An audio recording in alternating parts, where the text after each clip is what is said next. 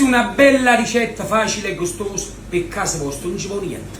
Gnocchi ai frutti di mare. Ingredienti: gnocchi, tarallo, frutti di mare, però attenti, vedete se avonga la bracia, cozze buona, lupine, paesane, rossa, petrusine, non da me mancare, sale, aglio, mangi fatta male, e olio, aglio, vongole, cozze e lupine. A calamala. A calato panate, signor, pappanello sta venendo. Mettiamolo e mettiamo un pochettino d'acqua. Guardate che come da friggare, va.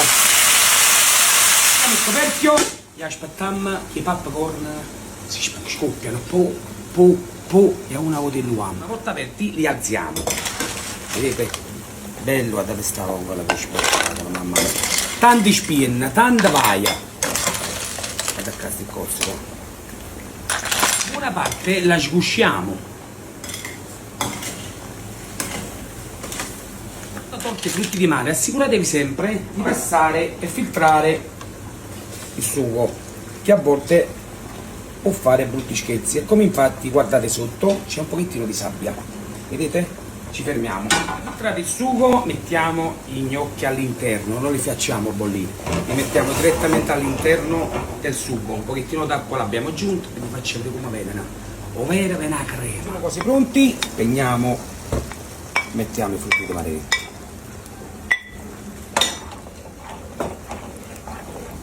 Crema.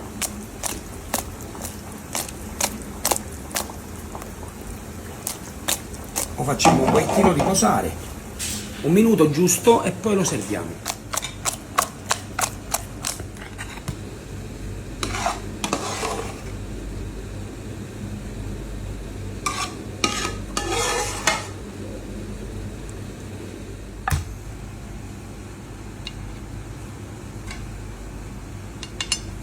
Il nostro immancabile tarallo.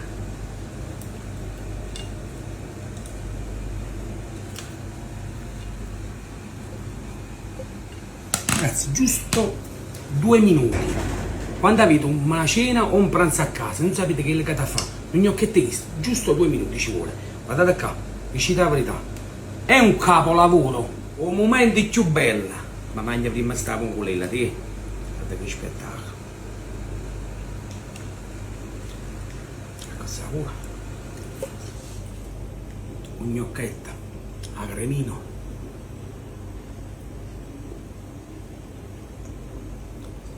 Mamma mia, non ho parole, me ne vado.